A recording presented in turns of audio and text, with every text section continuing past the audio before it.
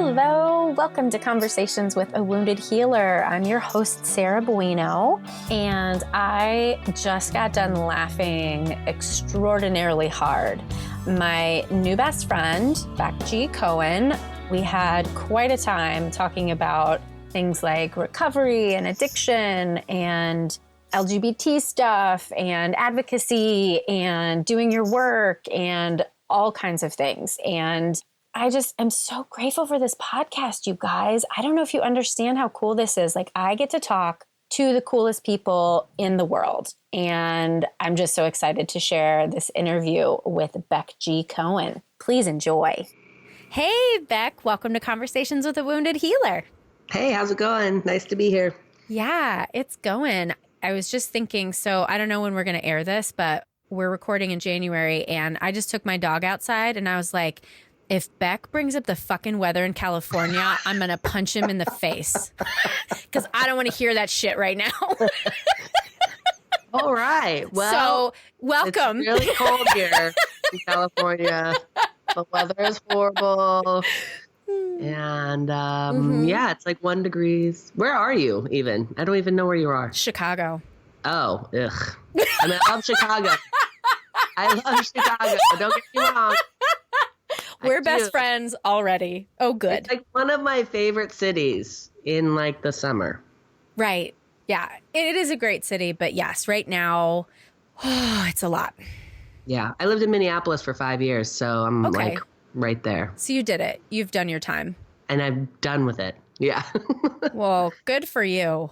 Great. Weather's out of the way. Yeah. Now that we've gotten that out of the way, just so the listeners know, I stalked you because you kept coming up on Facebook as people I should know. And I was like, okay, fine, Facebook, what do you want me to know? And then I looked and we have all of these mutual addiction friends. And then I looked at your website and I was like, wait a minute, trans stuff and addiction stuff. I'm in. I need to talk to this person. Yeah. And then I reached out and you were kind enough to reply. So I'm so excited you're here. Awesome. Yeah, I'm super stoked to be here. Anytime I can get some kind of airtime to talk about what I'm passionate about, I'll take it. Yes. I was just talking to a friend and he was saying, well, you know, you're like a token, right? So that's why they get you. You are the second trans person I've had on here, though. So sorry. You're not the token. Right. Well, that's really good to know. I mean, you know, there's only 2 of us. Yes, only 2. So you are no pressure, but you are speaking for all trans people right now. Good to know. Yeah. Yeah. Listeners, we're kidding. We're totally kidding.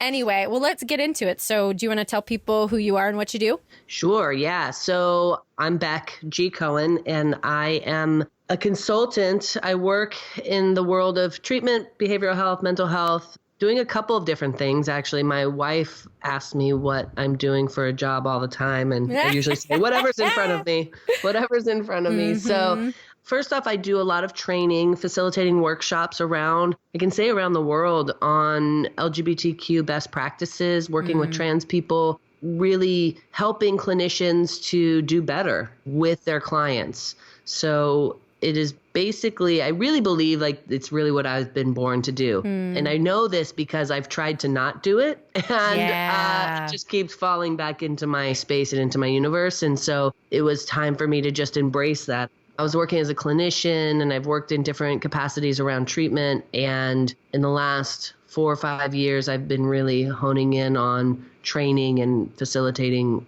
like I said, workshops and things like that, and CEU events, speaking at conferences.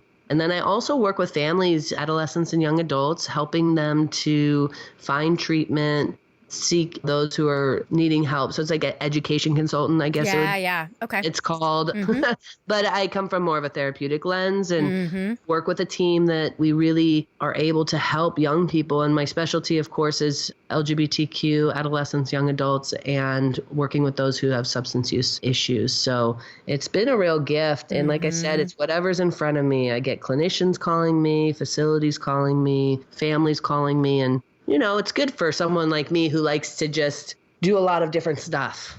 and hopefully help where I can. So it's been a little bit, I mean, just like, to be honest, it's just been, some days are harder than others, you know, like doing this work can be hard. And some days you think, am I ever going to be able to help anyone? And and other days you're like, you take the wins. And I totally get that. Yeah, it's funny. I had a win day yesterday and was like feeling so good. And then I saw my consultant supervisor today and then talked about all the icky stuff. And I was like, fuck, I'm back down again. God damn it. Because like clinical stuff is way easier for me than the business stuff. I don't know about you. Yeah, I mean, when I'm sitting in a room with a kid, like, it's easy. The logistical stuff is the nightmare part, you know? Totally. And sometimes it's the parents too. That's the hard part. The kids, you know, the young people are just trying to get through life in this world and in this craziness that's happening in the world around them. They're just trying to find their way. And I was working with a group of young people yesterday who I was sitting there thinking, at 13 or 14 years old, I never had to think about the political climate. Right. That was like not on my radar. My radar was making out with people, getting drugs, you know, doing those kinds of things, but without any kind of political air to the world. So it's just, it's so different. I know. And we didn't have anybody like with phones on their cameras recording our every move. Right. Well, actually, I don't know how old you are, but I didn't have that. Yeah. Or cameras on their phones. Phones on their cameras is good too. But yes. Who needs to say words in the right order, Beck? Whatever. Words late. I had a feeling we were going to be able to give each other shit right off the bat. So I'm really excited I was correct. Listen, I will probably screw up multiple times in this hour. But yeah, when I was getting bullied in school, I got to go home and have some downtime. These kids don't have that at all. There's no downtime from the bullying and the mass media and the body image stuff and all the crap that's out there.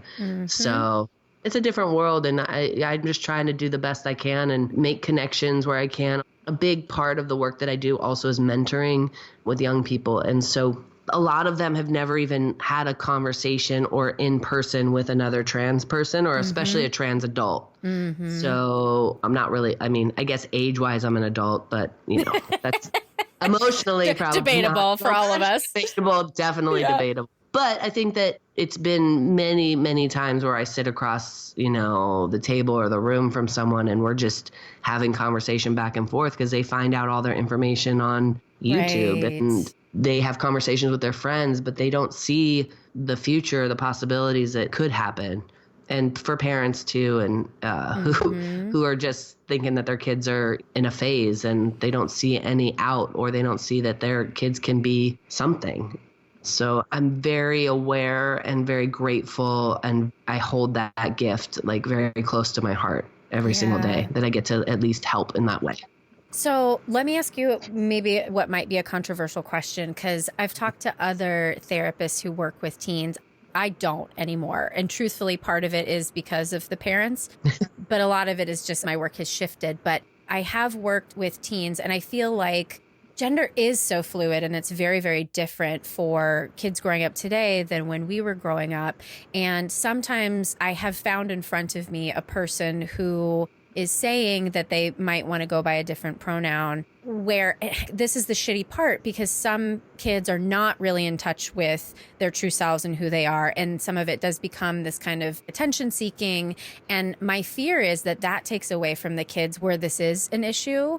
And I realize that that's part of people's journey, right? To figure all of that out, I guess. Because part of it is like, I want to protect this space, kind of like I do for people with addiction issues too. Like, I would never say, I know exactly what an addict's gone through, because I don't, but I know what the feelings are like. And I want to have reverence for the word recovery for that reason. So I feel like they're kind of like a similar thing. So I just said a lot, but does any of that make sense?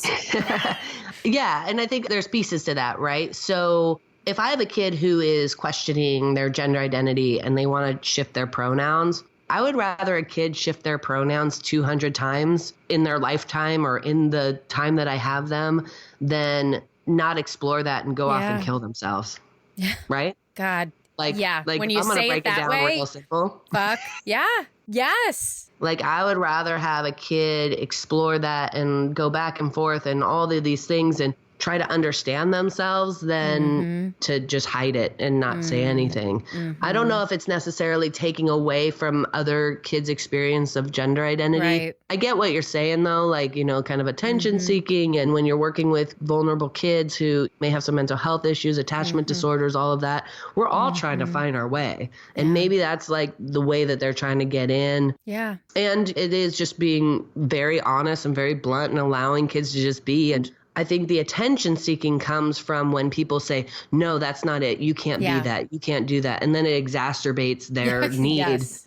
And if we just kind of go, okay, cool, you know, and we just go, okay, great. That's what you want to do. Awesome. Let's explore it. Let's use those pronouns that you want to use right now. Great. And we just kind of, it's almost like the pass the butter kind of reaction or response. Right. And that I want to pull the parents in at this point, because that's the piece as a clinician to be able to try to help the parents create that space, because we could do that in our office. And it only is so effective when kids go home and then their parents are like, cut that shit out. Yeah, absolutely. Yeah. And it's a painful experience. And what I've experienced with parents too is really getting down to what it means for them to have a kid who is exploring their gender, and it plays on their own thoughts. And I'm a big believer in doing grief work with parents.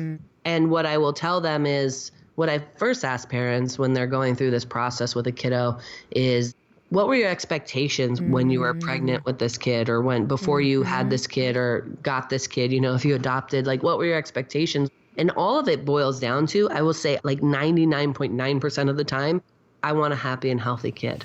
Right. It's not about like, I want my kid to be a boy or a girl or have a penis or a vagina. You know, it's like not about that.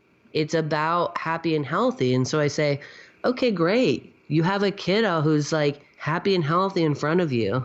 And I get that maybe there's some loss of like the expectations that you had. And we can do that work, because if we don't do that work, it's going to come out sideways. Exactly. So let's do that work over here. And so that you can spend your time being present and getting to know who your kid actually is. Yeah. And I've been reading a lot about attachment lately, and just if the parents don't get in touch with their own feelings about everything, you're going to pass it down to your kid. And then kids got their own shit and your shit. Absolutely. Yeah. I mean, we all have our shit, right? Like we all do, and we all pass it, but it's the awareness.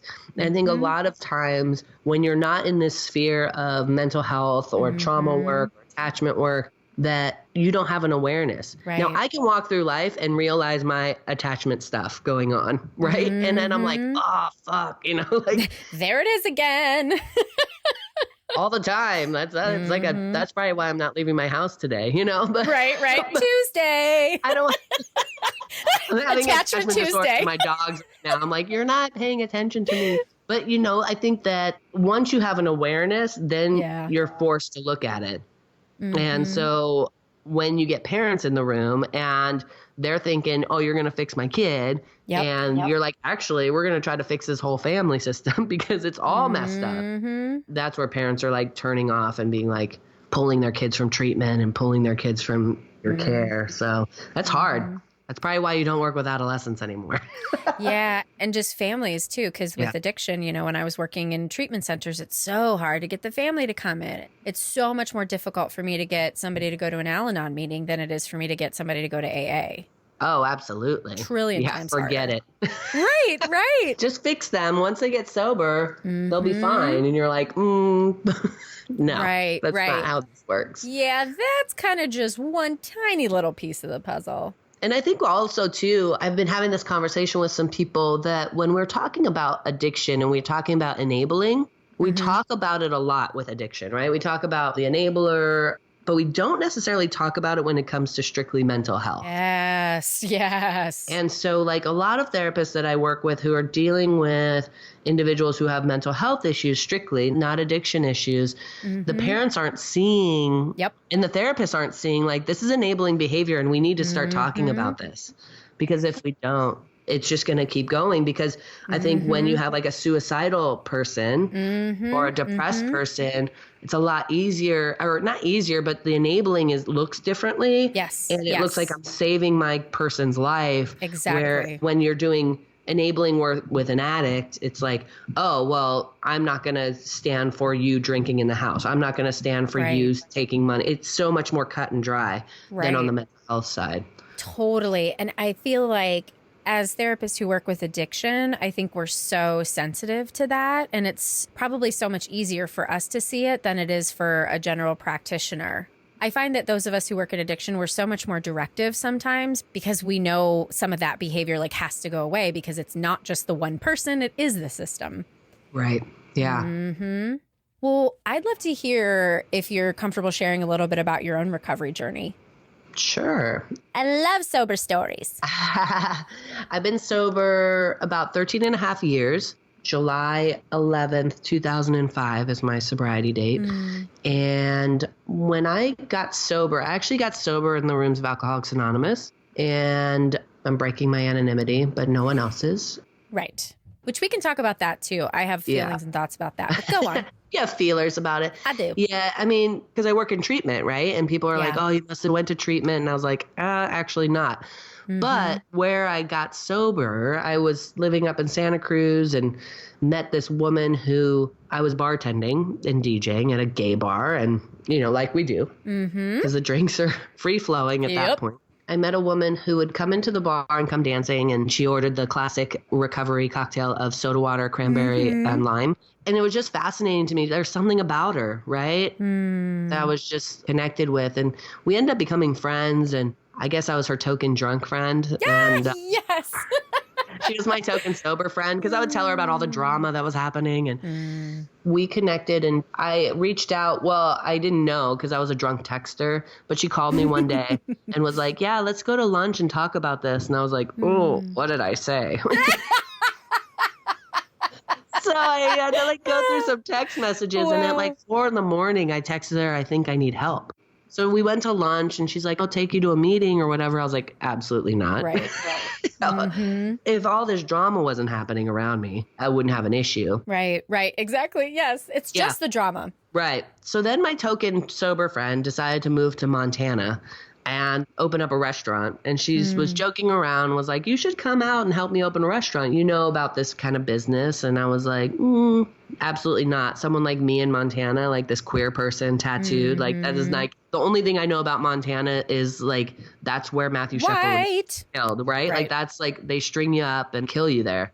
But then I was like, well, it could be like summer camp. I could just go and help her open. Then I can move from the drama. And I left the day on January 10th and I had my last drink. And for some weird reason, I knew I couldn't drink in her house because I didn't want to tempt her, even though she had like 11 years of sobriety at this point, which I realized like I wouldn't be tempting her, but that's my own selfishness. But it got you to stop. So, hey. Yeah, it got me to stop. So I went and I was about 3 weeks in. I was like literally living in her house with like just in my pajamas eating, you know, pizza and probably horrible, just like a horrible feeling. And they would go to meetings and they'd come back and they'd be all happy. And I'd be like, fuck you. Like, what is this stuff?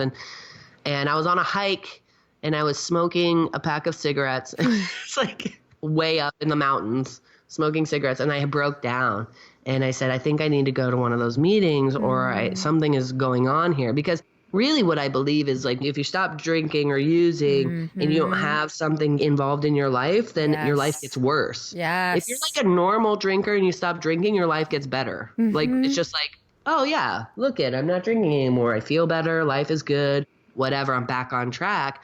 But for someone who has like a really significant addiction issue, my life was getting worse and my mental health was getting worse. I don't know how fast they got the car to me at that point in time, but like it literally like took me to a meeting that moment. They were probably like, thank God. You know? It's about time.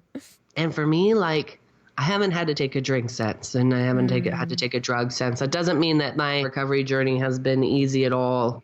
I was suicidal at 5 years sober as I wasn't out about being trans. Oh, wow. I did the recovery thing where I went to the dentist and I went back to school because that's what you do when you get sober. Yes, literally. I always tell my students the dentist is the first thing to go. So they got to put it back. Yep, always. That's so funny. Yeah, went to the dentist and went back to school. And then I I love you already. So I started working in treatment, and I started doing admissions, and then I was like, maybe I'd be a good counselor. And then I went to graduate school, and I was supposed to be in Montana for 3 months, and I ended up staying there for 5 years in Bozeman, and I love it. I love it there so much. But I went to grad school, and, I was still hiding the secret. And I had met someone who was trans when I was like 21 years old. I met a couple guys, and I didn't even know it was a possibility, right? But I hid that, and I would think about it late at night and drunk and high. And when I got sober, 6 months sober, I wrote these guys, and they said, I said, can you just tell me your story about like being trans? Yeah. And they told my story. But I still closed the door on it because I was like, there's no way I can do this. Like, being gay in my family was already hard. What happens if like I come out as trans and I lose my friends? And I already lost all my friends because I came out sober. I've had a lot of coming out like already, and I was like, this is too much. So I hid that. And then I went to college. I went to grad school, and I graduated, and I was working in the LGBT treatment center, and I was so unhappy. I was so depressed. No one knew. Like, my best friend who helped me get sober, like, I think one of the things when I came out to her about being trans and being suicidal, she was just like, I can't believe you didn't call me. Like, I can't believe you didn't reach out. And it was just this deep, deep secret that I had. And I found myself on a bridge, ready to kill myself. And so I had a moment where it was over the 35 bridge in Minnesota, in Minneapolis. And I had a moment of clarity where I didn't want to cause trauma to someone else because it was like an overpass. And I was like, I'm going to cause trauma to someone, and I don't want to do that. So I stepped back from that moment, and I decided to get help with the trauma therapist at that point in time and come out to her. Like, I had therapists over the years, and I had never come out. So like, I walked into her office, and she's like, how you doing today? And I was like, I'm trans. It's like literally what I said. And from that moment, she was not trans herself. She was not part of the LGBT community. She was not actually part of the recovery community, but she held space for me to explore that and to walk through that. So that's been over, the last 8 years now, have been walking through this journey, and at the same time helping others to do the coming out process, and helping others to do better by their clients and things like that. So I use my story, I use humor to kind of help, because there's so much charge when we're talking about this stuff. Like, there's so much charge around gender and sexuality that we have to like let it go. And we have to lean into the uncomfortable of what we don't know. We don't know what we don't know. So first of all, thank you for sharing that. Like, it's fucking awesome. Second of all, the thing I was just thinking as you were talking about the end there, whenever genitals are involved, we freak the fuck out. Oh, yeah. Right? We're obsessed with genitals, and then we don't want to talk about them. And then we don't want to talk about it. Ugh, makes me so angry. Yeah. Gender reveal parties are like the bane of my existence. They should be like genital reveal parties, because that's what we're really talking about. Right. And it's interesting because there was an article about a trans person who had just had a baby and gave the baby pronouns she, and some of the comments on there were like, because I think their pronouns were they, and they were like, well, how can they gender the baby? And I was like, actually, that's a really good question. Why are we gendering babies? Like, yeah. Why don't we let them make that decision? I've actually been asked this quite a bit in the last week, which is kind of weird, about gendering of children.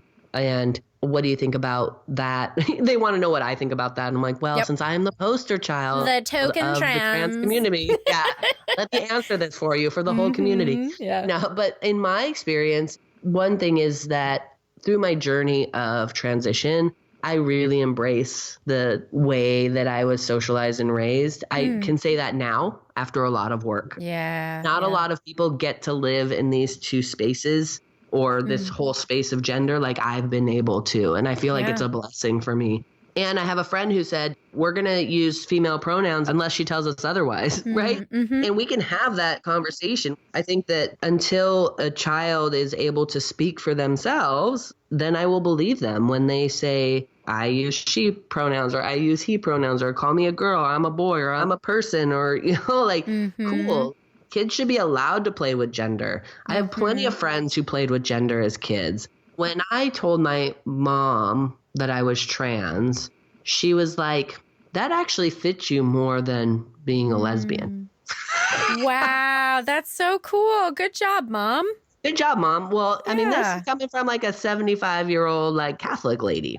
And we've gone through our process, right? I mean, I'm not saying that was like super easy for her, but at age 5 or 3 or 4, I was calling myself Boy Roger. Oh. It was the 80s, so like think of Boy George. And like I think it wasn't just Roger, it was Boy Roger. I was very insistent. But there was no language, there was no talk 35 years ago. Now you know my age, but 35 years ago that was about trans people. I mean, there was some minimal talk, but it wasn't like it is today. They were just probably like, well, we'll just let Beck do whatever Beck does until like, you know, you can't just walk around with no shirt anymore, you know? Like, you just can't do that anymore. Until puberty hit. Even though that was like a super depressing time for me, I was pretty able to play with gender in a conservative household for a long time. I think for me, though, I mean, well, this is obviously like for kids that are assigned female at birth to want to be boys is way more accepted, right? Than little assigned male at birth kids wanting to be girls, right? Because we have this whole issue with masculinity and femininity in the world. Right. And testosterone is more powerful. So if one decides they want to actually take testosterone and transition, physiologically, it's easier, right? I mean, I don't want to say easy versus not, but you know what I'm saying? Like testosterone kind of takes over more than estrogen does. Absolutely. Absolutely. And depending on the timing and all of that stuff, I mean, right? So that's when we're talking about like trans youth. It's like, you know, there's a reason why we do maybe hormone blockers if there's access. But the point is that like there's not a whole lot of access. There's only certain kids that are allowed to have that because it's not covered by insurance and things like that. So it's so complicated up here in like the industry and in the system, right? But when you come down to the heart, it's actually not that complicated. Yeah. Society complicates it, right? The way we were raised complicates it. So I think people's desire to understand and make something right and something wrong. Oh, exactly.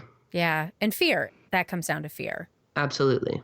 Since we're talking about, I don't know when this is going to go on air, but today in the news on January 22nd, right, they're implementing the ban on trans military where trans people have always been in the military. Right. You just didn't fucking know it. Right. But you do know it that the U.S. military is the #1 employer of trans people. What? Really? Yeah, you have 15,500 out transgender military people. Wow. You have 138,000 transgender veterans, right? So whether they were out as trans in the military or not, or after, you know, but I mean, you're telling me that like these individuals are not capable of serving where they've been serving for years. I have people in my life who've been in the military for 15, 20 years protecting this country to give rights to people, and you're taking away these rights. And so these are the clients we have coming into our offices, the amount of stress and the pain, and these young people that I work with who want to be in the military, which I'm like, why? But that's what they want to do, right? And I'm not going to like yuck someone's yum, right? Like I'm not going to do that. I'm going to... Ooh, I never heard that, and I'm going to steal it. Go on. Steal it, yeah. Go on. I would like to say that that's not mine. That also comes from a wonderful store in Minneapolis. Uh-huh. So, but it says, you know, don't yuck someone's yum. But I think that's about everything, right? If someone is really about wanting to be in the military, great. But now it's like these kids are like, well, I can't even go there. And I remember like when I was 17, I was like, I'm going to go into the military because I don't know. I just wanted to get out of the small town that I was living in. And that looked really like the nice way out. But I remember doing the full on like assessment and all that stuff where you stay the night and standing there at 17 or about to be 18 and them coming on stage and saying, if you are part of the LGBT community, we have a thing called don't ask, don't tell. Oh my God. And I was like, oh God, what have I gotten myself into? Luckily, I had just had knee surgery and they didn't take me. But I was like, wow, this is really happening. It's just, we see so much progress in the last even 5-6 years around trans identity. And a lot of us just see so far to go. We have so far to go. Oh, yeah. I was watching, I think it was the CNN. Yeah, it was the CNN documentary about the 80s and just all of the things that the gay community had to do around AIDS. And thank God the community was able to mobilize and advocate for itself. And there's a level of it's more scary somehow than just being gay for just general population who have fear around the LGBT community. The T is the scariest one, right? And I don't know if it's the genital issue. I don't know if it's just like the idea that someone could possibly change. I don't know what it is, but I feel like there does need to be more advocacy, not just from within the community, but from people who can be advocates and resources. Right. When I hear like trans issue, I always laugh to myself because I'm like, it's actually not a trans issue. Yeah. It's actually like a cisgender issue. It's just like, no, you're like, so it's right. everyone else's Yes. issue. No, you're absolutely right. I want to do a talk that's like cisgender issues. It's not us, it's you. Yes. And that makes me think about race too, because it's not really a POC issue. It's a white people issue. Yeah, absolutely. Yeah. Thank you for that. It's what we say. I mean, I say it all the time too. I don't think I would have as many issues if it weren't for your issues. Yes. No, you're That's my attachment disorder. No, but it's so easy to blame the victim, you know, and some people would be like, well, you're just wanting other people to change to make you more comfortable. But it's like, if we all could just fucking calm down and just like let people be and not freak out about it. I don't know if it's your interpretation of what you think Jesus thinks we're supposed to do that's making you persecute others, but like fucking stop it. Right. Look at marriage equality, right? Mm-hmm. I mean, there was just like up in arms, like, oh my God. Right. Now we're going to marry dogs.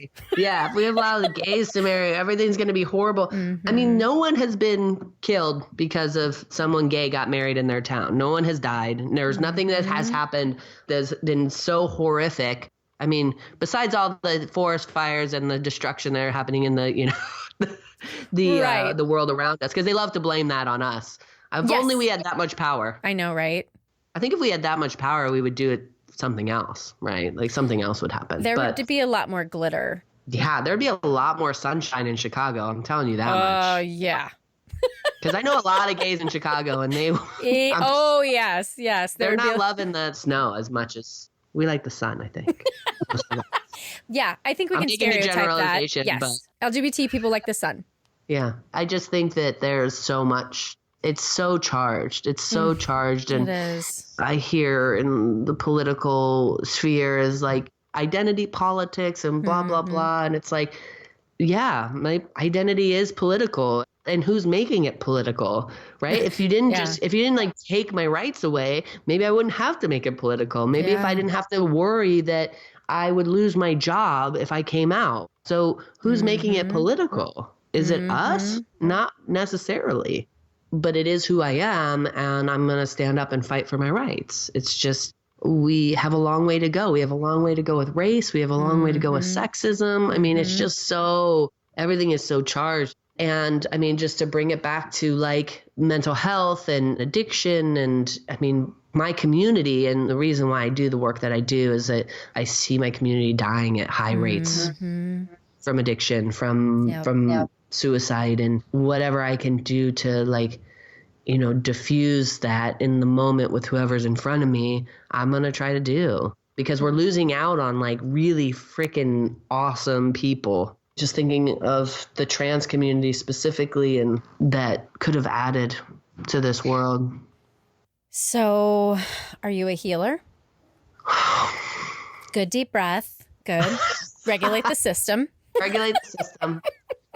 That seems like a big job. You know? And I would like to think of myself as a healer in the capacity of like a facilitator. That's what we do, is like we facilitate that process. And I may not be the person that heals, but I will point you to all the directions of the places that I think you should go to heal. You know, I'm going to find you those people. I'm going to find you those resources. I'm going to find the place or the community, right? That's what I want to do, because I feel like that's been given to me in certain ways in recovery. But also I feel like if I had that in my life, I'd be living a different life today. I don't know. I try not to like obviously dwell on that. But like if I can facilitate the conversation with parents, which is something that I probably can't even do with my own parents. Have the conversation and teach my parents how they should be with me. It's a little bit harder to do that with our own families. Oh, right? Yeah. Dude, isn't that why we go into this? So we can fix other people's families? Because we can't fix our own. We can't fix our own, so we're going to fix other people's. Yeah, totally. That's exactly why we get into that, right? Don't let your therapist lie to you, people. We go into this for ourselves. Exactly. And all the money. All the riches. Yeah. I just am dripping in gold right now. I know. Yeah. Well, for sure. Your story, if I may, really kind of encapsulates the archetype of the wounded healer because, I mean, we're never done healing, right? So you healed yourself knowing that, yes, the healing continues, but you healed yourself and then decided like, hey, I've got shit to share. My story might be able to help somebody else. Mm-hmm. So I'm not sure how you feel about the term wounded healer. I mean, I'll take that on. I'm definitely wounded, and hey, I mean, right. That's the essence of what trauma is, right? It's a wound, right? And so again, once I know that I have it, I'm like forced to look at it and I am forced to work on it. Trauma for me never goes away. My life gets bigger around it, right? Right. At one point in my life, there's trauma that has happened that it's just like feels like it takes up my whole life. Mm-hmm. And once I start working on it, my life gets bigger. But it's always like kind of there and it can always come back and bite me. Someone can mirror that for me and my reactions to the world around me or to someone could trigger that piece. But when I get to do my work, when I get to work with others and help them, like it's having a corrective experience. When I get to help these kids, a gift that I get is like I'm getting to heal that kid in me that never got to have that. So when I get to stand up for a kid to their parents, I'm standing up for myself. I mean, I'm not like obviously healing myself through the kids, but it's just like it's like a benefit of the process. So I also work in psychodrama as well. Ooh, I'm doing a training in like 2 weeks. I can't wait. Are you really? I am. Oh, fun. Yeah, I do an ongoing training group 4 times a year, and it's been life-changing to train in it and then to do some of my own work in it. Mm-hmm. And my facilitator said something to the effect of, therapy is about 2 people healing and 1 person getting paid. Like that's...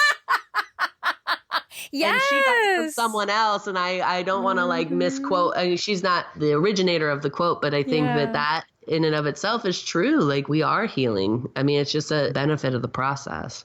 And if we're not healing, then, then we should probably get out. Right. But we also have to be really consistent with doing our own work. Because if we're not, then we're doing damage. Yeah. And I mean, that's literally part of the reason that I started the podcast is I wanted to, I guess, create space for other people to know that we're all fucked up and we all have to be doing this work together at the same time. Like I have some clients that I'm just like tiny little baby steps ahead of in my journey. Right. And there are a trillion times when I've said something's fallen out of my mouth and I say it to a client and I'm like, bitch, you best listen. That's what you needed to hear too, right? Yeah, for sure. I mean, when I was working with, prior to my transition, when I was working with trans folks and I was actually doing a lot of speaking engagements, it was like almost this silent screaming. I was advocating for myself and working with clients who were going through transition. I mean, prior to my transition, it was hard. It was really hard. And I think that's where I kind of spun out because I wasn't doing my own work and I wasn't being honest with where I was. And yeah, I mean, I'm grateful that I have had that experience. I'm honest about my experience. I have to be.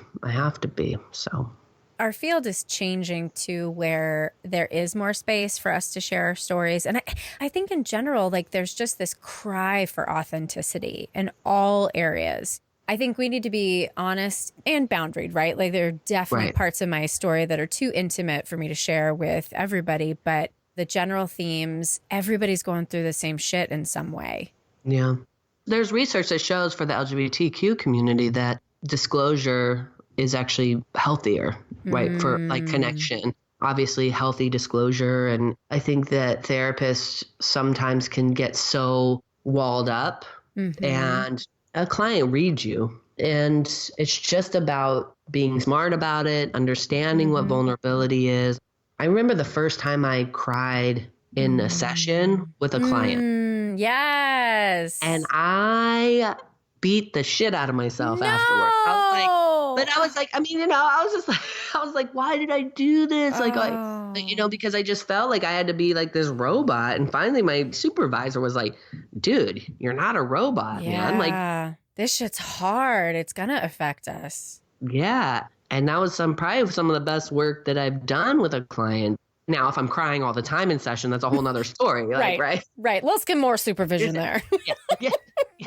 It's like so okay, because like that's really what we're having in therapy is like this human experience, right? If I want to go talk to a robot, like I can do that. But I think people, and me, myself included, crave human interaction and a space where I can just tell my stuff and it be accepted. That is how we heal attachment. I'm just reading a book. I think it's literally called Addiction as an Attachment Disorder. And it talks about how the brain then changes based on having a relationship with somebody who is repairing that attachment. Yeah, I've been really stuck on the quote. It's from Gabor Mate, actually, and I've been using it in my talks because we talk a lot about safety and safe places, especially in regards to the LGBT community. Like, our facility is a safe place. And I'm like, no, it's not. No place is a safe place. No place is a safe place. So the quote is like, safety is not the absence of threat. It's the presence of connection, right? Yeah. So we can't have a safe space. Like, safe space stickers like bug the crap out of me.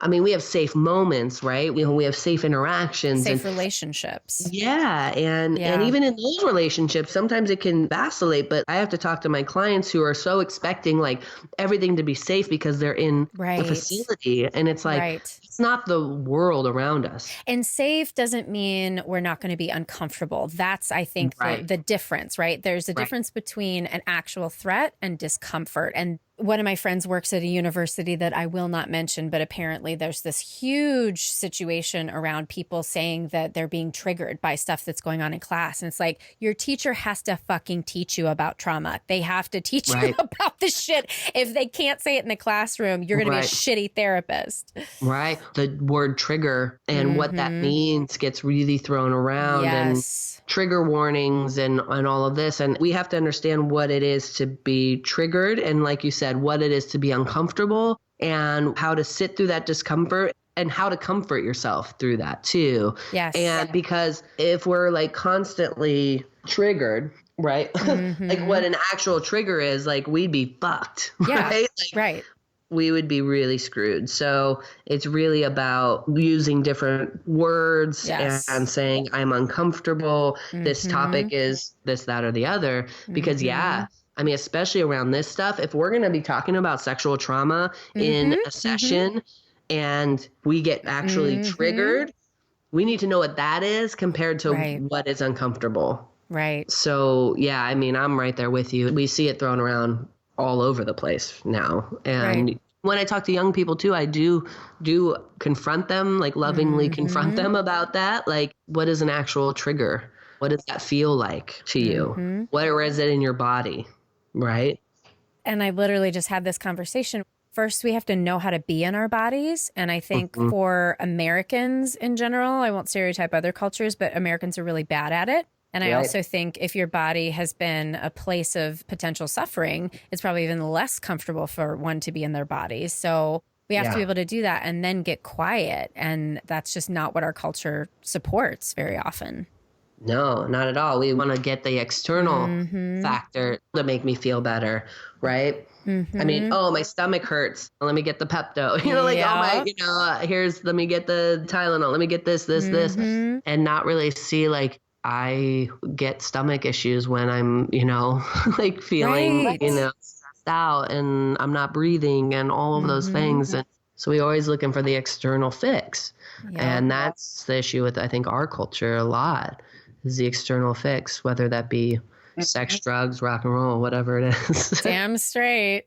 Well, it's been an hour and I feel like I could continue to talk to you for like the rest of my evening, but I'm guessing you probably have other shit to do. I mean, I guess so. I guess I'll go outside in this really freezing cold weather. All right, fuck you. And take a walk. Yes. But before I let you go, is there anything else that you want to say that you haven't shared? I don't know. I don't even know what we really talked about. We just kind of just went for it. So, I mean, with your listeners, I mean, I'm sure you'll put my info up. When people have questions or they need resources or they have families or kiddos that need some help, I'm always available. That's awesome. I will always answer questions where I can. And really, like, I can't emphasize enough that like we're losing these kids to drugs, to suicide and all that stuff, that we have the potential to really help them. So I'm glad to try to find that help wherever they are in the world. I will throw out my net to try to find those resources for them. Thank you. And I also want to thank you. For me, 2 areas where I have a lot more work to do is around my trans competence and also around like racial competence. And so I just wanted to thank you for being gentle and gracious with me when the things that come out of my mouth don't come out in the most eloquent way. We can only learn through having conversations and open dialogue. Right. Really. And I mean, part of why I do this too, like I want to stumble and have other people hear that we can stumble and we can learn instead of just doing it perfect all the time. But thank you. I mean, I do it perfect all the time. So. Right. So everybody except for Beck, you get to fuck up, but Beck will be perfect. Okay. Yeah. Practically perfect in every way. Well, thank you again so much. This has been an absolute pleasure. Thank you. So did you guys laugh as hard as I did? I mean, pretty hilarious, right? Like we had such a good time. I don't know how I end up becoming best friends with people in an instant, but I feel very blessed for that gift that I've been given. So thank you again to Beck for being on the show today. Thank you, as always, to Andrea Klunder and Edwin Ruiz at the Creative Imposter Studios for editing, to Liam O'Donnell for the album art photo, and to Ben Mueller for our theme music. To find more about Beck Gee-Cohen, you can visit our website at www.headhearttherapy.com/podcast. Thanks so much. Until next time. Bye-bye.